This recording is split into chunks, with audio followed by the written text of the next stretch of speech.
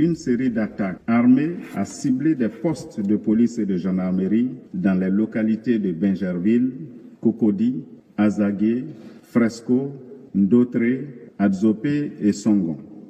Les enquêtes en cours ont conduit à l'arrestation de 35 personnes et à l'identification de plusieurs autres. Parmi les instigateurs de ce projet de déstabilisation figurent Damana Picasse, en exil au Ghana, Stéphane Kipré, en exil, Lobognon Henri, recherché, lieutenant Payé Emmanuel, recherché. À compter de ce jour, notre pays, la Côte d'Ivoire, sera dirigé pendant une période transitoire par le Conseil pour la souveraineté nationale. Et c'est au nom de ce Conseil que nous annonçons les mesures suivantes. Toutes les institutions de la République sont dissoutes. L'armée nationale de Côte d'Ivoire, responsable de la défense opérationnelle du territoire, ont décidé, par ma voix, de prendre toute la mesure de leurs responsabilités.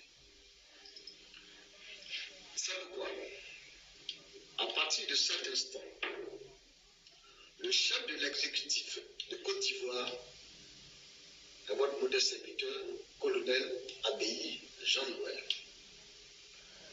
Dès cet instant, je dissous la Constitution de Côte d'Ivoire et toutes les institutions républicaines.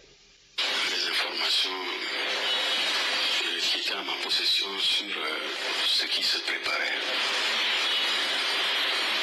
Et cela peut apparaître comme un manquement de ma part. Et je le reconnais, je suis prêt à présenter des excuses à Monsieur le ministre d'État. Les documents qui ont été saisis au cours de la perquisition à mon domicile à Lomé portaient effectivement sur la question d'une transition et d'une communication de crise en Côte d'Ivoire.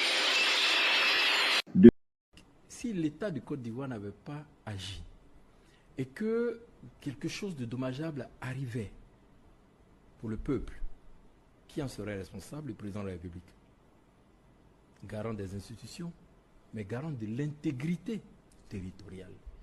Il a prêté serment pour cela. Vous comprenez?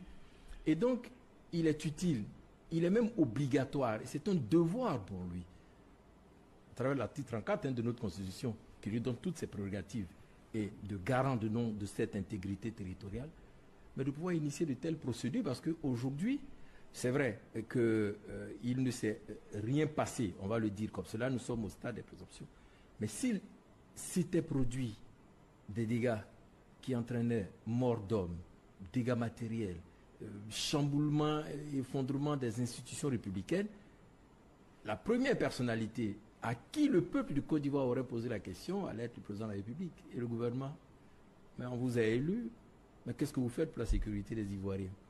Ce que je dis est valable dans tous les États qui vivent sous un régime démocratique. Donc, avant même l'attaque, j'avais averti les autorités françaises qui se préparaient au Burkina Faso quelque chose contre nous, avec des petits caporaux et sergents qui avaient fui l'armée au temps du général Gueye. Un père de famille qui voit un serpent rentrer dans sa maison, il ne doit pas dire on voit un serpent qui rentre dans la maison là-haut, alors que tes enfants sont là. Tu vois un serpent qui rentre là, nous on voit ça où? On voit ce serpent là. Et ce n'est pas moi, les enfants de la maison, ils tombent, ils meurent. Et tu pleures au fil, oh, mes enfants sont morts. Tu fais honte. Quand tu as été président, tu as les moyens de voir ceux qui circulent même la nuit. Tu as les moyens. La police, la gendarmerie, tous les services de renseignement nationaux, même tous les services de renseignement, même étrangers, ils sont là pour te donner les éléments. Donc tu as les moyens de voir tous ceux qui font quoi. Parce qu'il y a d'autres qui ont dit qu'on voit le dos des nageurs, ils n'ont jamais rien fait, les nageurs les ont noyés. Tu fais honte.